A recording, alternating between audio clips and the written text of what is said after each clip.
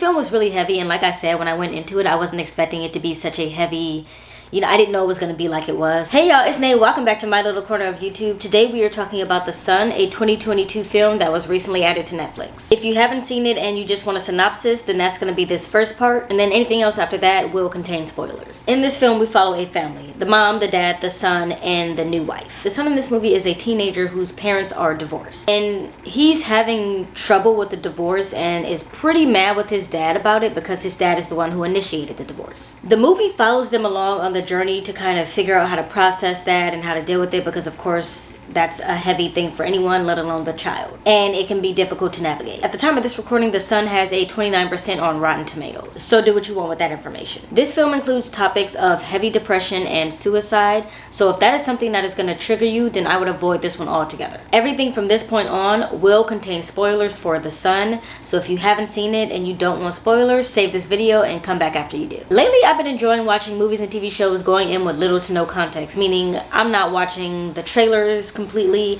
and I'm doing my best to avoid anything on social media because things get spoiled so easily these days. It's almost like you have to watch things immediately the moment they drop or it will be spoiled. So I've been avoiding all spoilers, including trailers. This movie showed me why that might be a mistake. I love a good psychological thriller. I probably watched about 15 seconds of the trailer for this movie and I was like, this is gonna be an amazing psychological thriller. I was thinking more like we gotta talk about Kevin, and it was not that. In fact, it was a lot heavier than that. And it wasn't even the psychological thriller that I thought I was getting, so yeah, that's probably my fault on that, but just giving you a heads up in case you thought that's what it was, that's not what it is. It's really a drama about family dynamics, and anyone watching past this point, I'm assuming you already watched it, so you already know that. So it's clear that the son is having a hard time with this divorce. He's skipping school, he's not really listening to his mom, and he's pissed off at his dad. I was a little confused on why it seemed like the parents were unable to co-parent. It's not like he was a little kid, he was like 16 years old, but for some reason it felt like he didn't have a relationship with his father. It felt like their relationship was cordial enough to where they could have still had that bond in that relationship,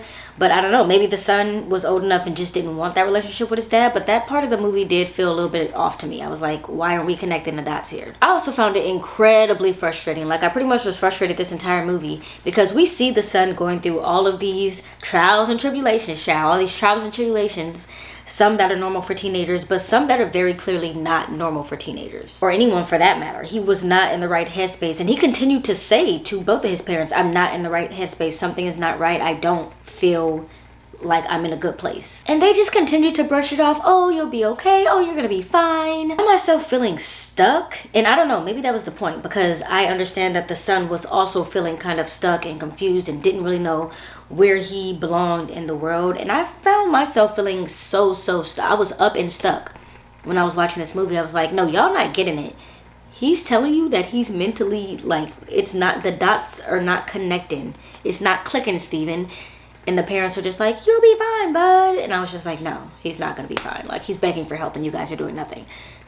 That part of the movie made me just frustration. I was on the frustration train the entire time. But maybe that was the point. Maybe we as the audience were meant to feel as frustrated and stuck as the son did. I don't know. I also felt like the pacing of this film was a little off. It felt so slow at times. I think the goal of the slow pacing was character development, but I feel like that time could have better been used, I don't know, listening to the son, or maybe even developing the relationship between the son and the new wife, his stepmother. Maybe the slow pacing would have felt worth it had they worked on her character development a little bit more. They had that one scene where they were all dancing in the living room, and it felt like, oh, finally a moment of happiness in all of their lives amidst all of the chaos.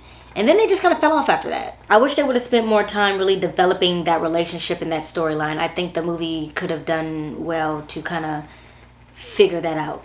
Or maybe not. I did really like that they decided to not only give the dad a new family, but a new son. It really did deepen the story for me and heighten the fact that he was estranged from his older child. Because it was easy to understand that they wanted it to be like, oh, he has a new son, so his older son is not his main focus or really not his responsibility. And even the wife kept saying it, like, I think she said it once or twice, you have another son, he needs you too. Even after the son passed away, it was, well, he still needs you. And it's like, girl, maybe that's why they didn't develop her. She was kind of not getting it either. Like, yeah, he has this other son, but that doesn't replace the son that he lost, babe. Like, she wasn't getting it. I don't know. It wasn't connected for her either. And then we get to the point that I had been waiting for the entire film. For the parents to take some damn responsibility and you know, admit their son into a hospital that he so desperately needed. And I was finally like, yes, they're gonna redeem themselves. We are coming out of this. And then against the better judgment of the doctor, they checked him out. And the doctor is sitting here telling you, like, he's gonna tell you he wants to leave, but I'm telling you he needs to stay. And they checked him out anyway. And again, I was just back on the frustration train. What are we doing? Where are we going? I just feel like they failed him every step of the way. They weren't listening, and even when they had an opportunity to get him some serious help, they again didn't really listen. And I feel like everybody watching, us, the audience, knew exactly what was going to happen when they checked him out of that hospital. I honestly went back and forth on a rating for this movie. I'm trying to figure out if I hate the character so much and that means they did a good job and the movie was amazing, or if the movie was just bad because of the way that the characters were behaving. At the end of the day, I give it 3.5 film reels. The ending just left me feeling so damn frustrated, but maybe that's just life. At its core, I think this film is meant to bring awareness to mental health issues and how sometimes they're not that easy to see or understand or really recognize off the bat. And maybe I'm supposed to walk away giving the mom and the dad some grace because they're only human and they just truly didn't recognize the signs. But I don't know. This film was really heavy, and like I said, when I went into it, I wasn't expecting it to be such a heavy, you know, I didn't know it was going to be like it was. So maybe I need to go back to watching trailers again. Let me know what you thought about The Son in the comments, and I will see y'all in the next one. Subscribe. Okay, Uncle Phil. Shit, I know you spin game like that. I know Uncle Phil was spin game like that. I got a new rabbit. Her name is Light. She's a very energetic 2-3-month-old. There's someone mowing their lawn. Just ignore that. Maybe y'all won't even be able to hear it. I don't know. But this candle smells really good. I just hope it doesn't burn my damn hair. All right, let's get into it. If I'm on your mind, just say that. Brand new pins, brand new Maybach. Got brand new friends for way back. If you my style, can't change that.